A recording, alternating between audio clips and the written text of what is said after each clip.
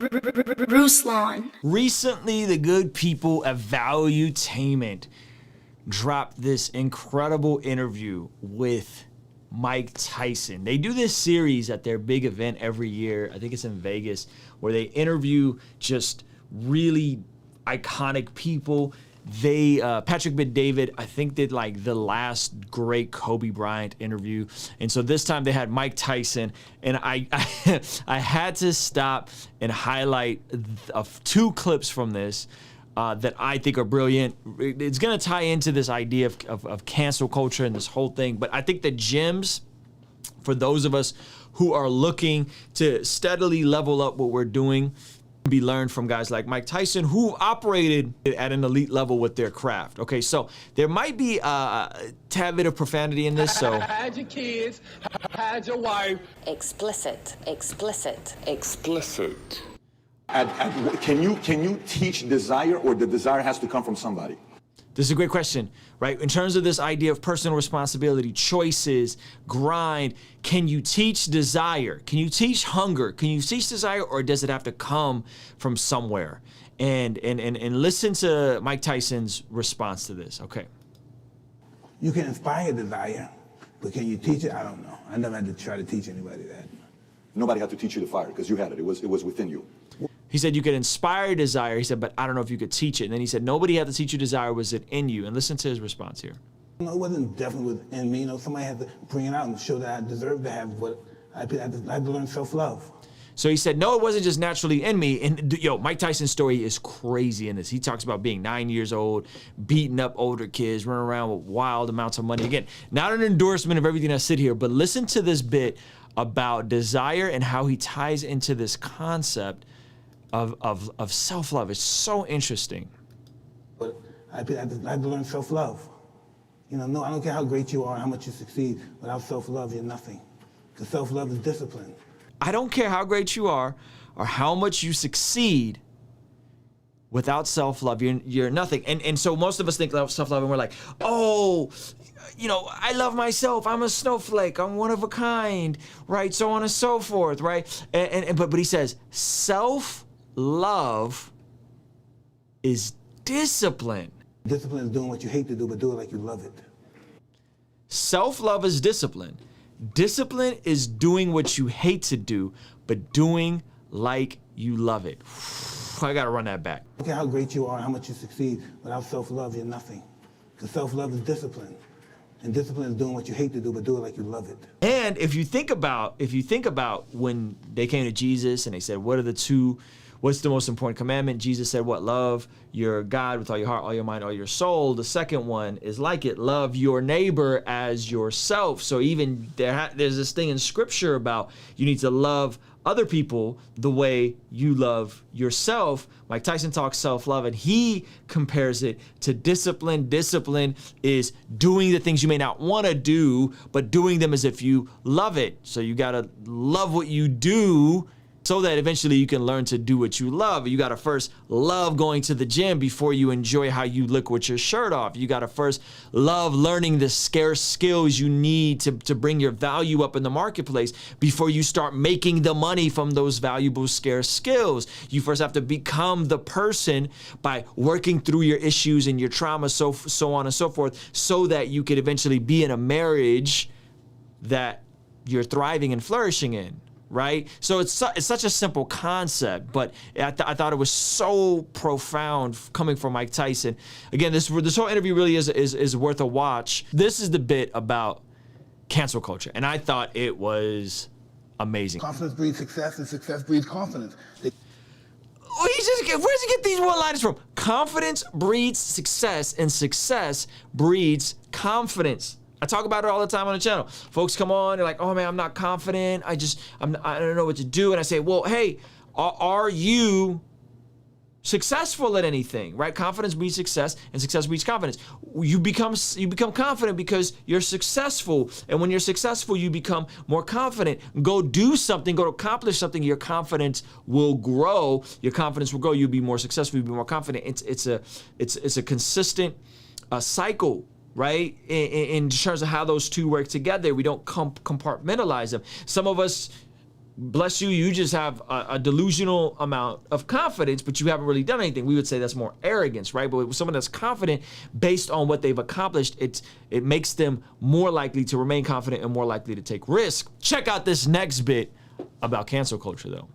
You can't accomplish anything unless you say, oh, I'm a prick. I could never do that.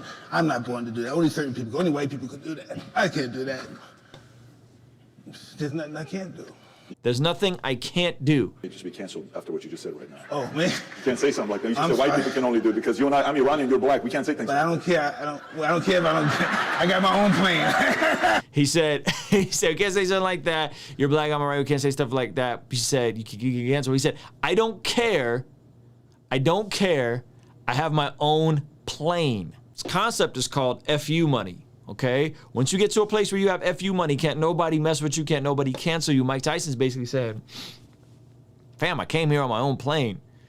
That's a different stratosphere. But watch the follow-up. Watch the follow-up. This right here, I literally stopped. Okay, I'm just gonna play it for y'all.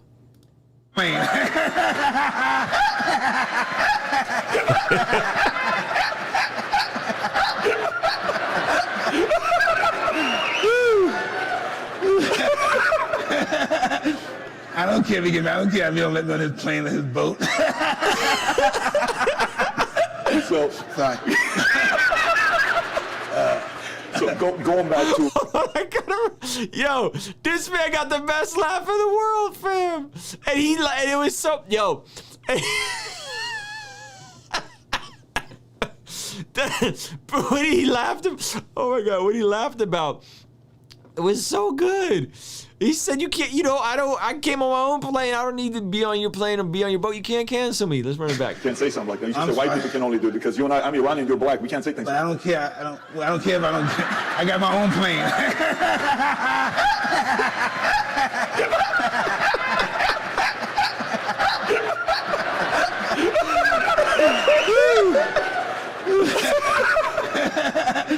I don't care if he get mad. I don't care if he don't let me on his plane or his boat. So, Sorry. so going back to cuss.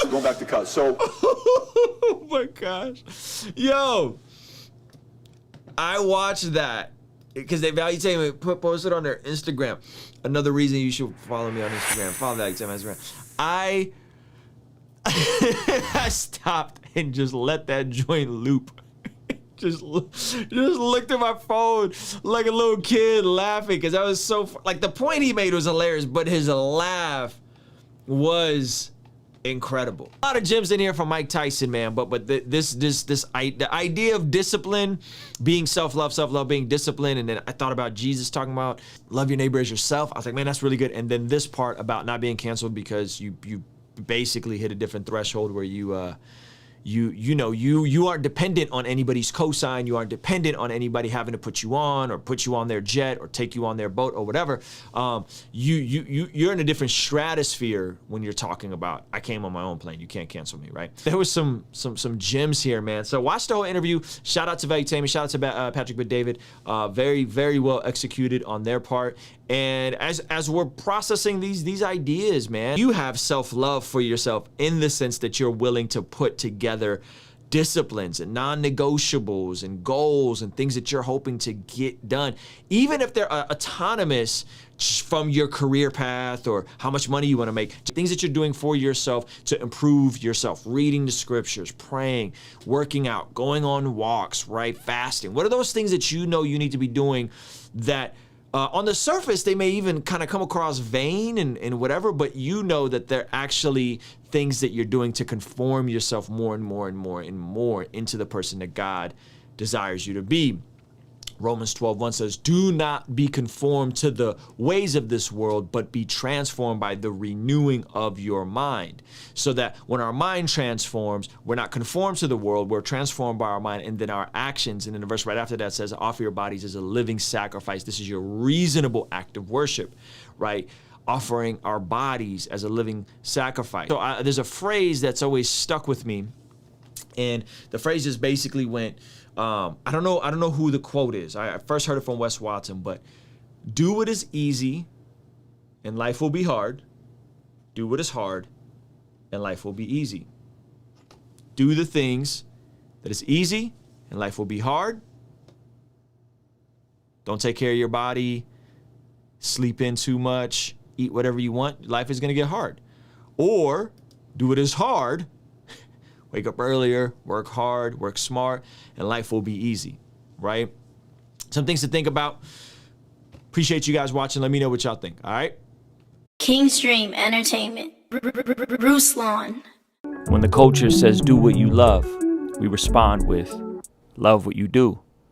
You may have responsibilities that you aren't passionate about, but loving what you do means being faithful to what's in front of you, committing to excellence as if that were your greatest dream.